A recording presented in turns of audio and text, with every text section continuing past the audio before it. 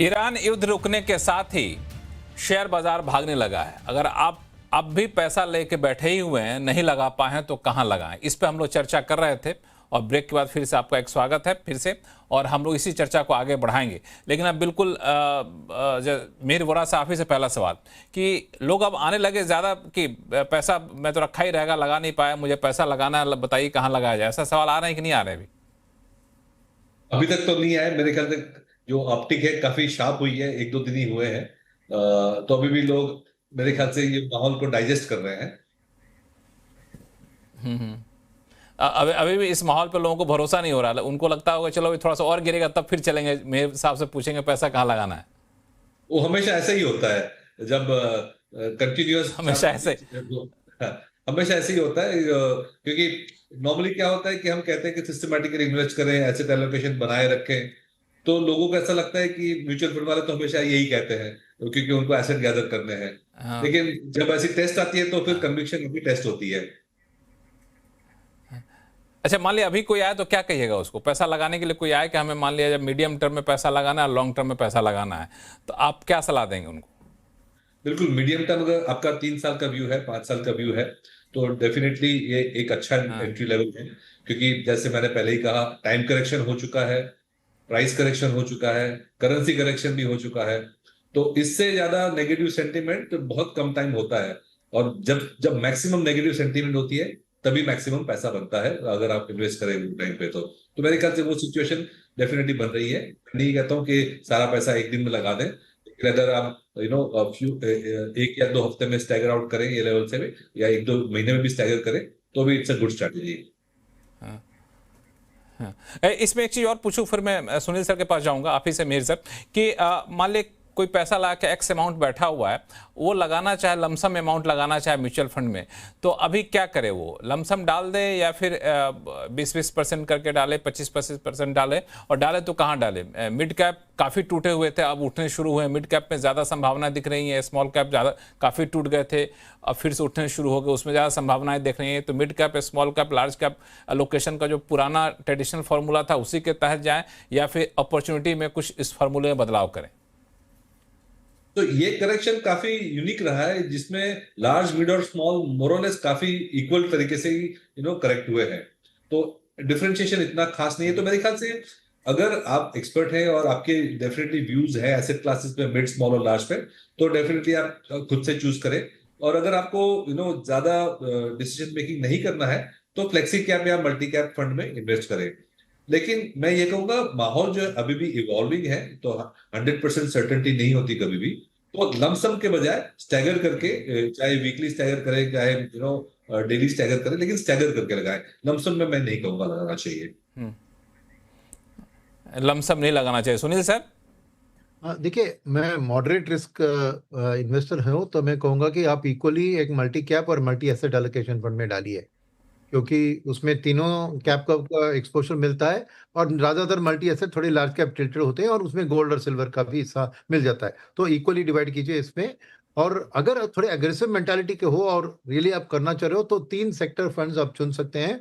एक banking sector fund, एक consumption fund और एक इंफ्रास्ट्रक्चर फंड।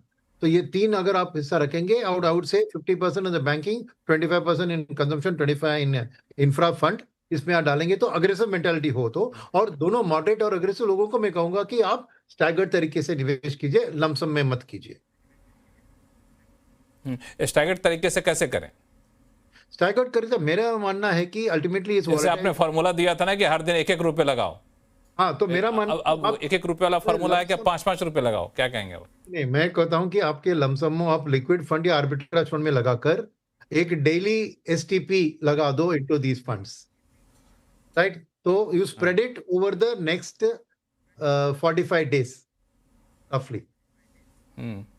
आपके जो पैसा है नेक्स्ट 45 डेज को, तो मान लीजिए 2% पर डे, राइट? तो लिक्विड फंड या आर्बिट्रेज फंड में डालिए। आर्बिट्रेज में थोड़ी टैक्स बेनिफिट होती है उसमें, और वॉलेटाइल टाइम में उसके रिटर्न्स भी थोड़े बेहतर होते हैं। तो उसमें अगर उसमें डेली एसटीपी लगा दे तो आपको अच्छा एवरेजिंग भी हो जाएगा। चलिए, जसप्रीत सिंह सर, इसमें आपकी राय क्या है?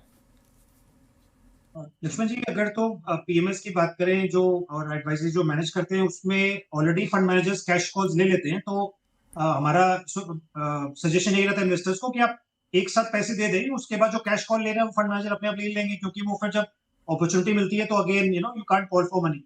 वो एक पॉइंट है। रिटेल निवेशक के लिए 2 से 4 हफ्ता for aggressive investors, staggered investing, and 2 to 4 months for conservative और मॉडरेट इन्वेस्टर, और मे बी 2 to 3 months, क्योंकि होपफुली तब तक काफी कुछ क्लियर आउट हो जाए।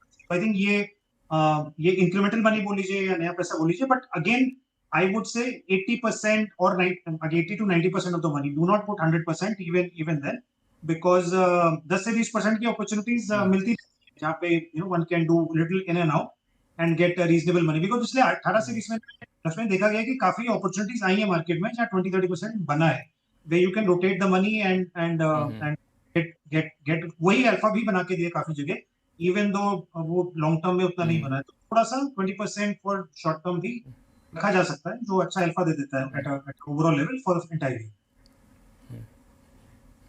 हालांकि अभी आप दोनों लोगों ने कहा कि सुनील सर ने एक फंड सेक्टर बताया, वो था कोई कंजम्पशन सेगमेंट पे उनका फोकस था। यहाँ पे कंजम्पशन में दो चीजें हैं मेरे वोरा साहब, एक तो ऑटो है, दूसरा कैपिटल गुड्स है।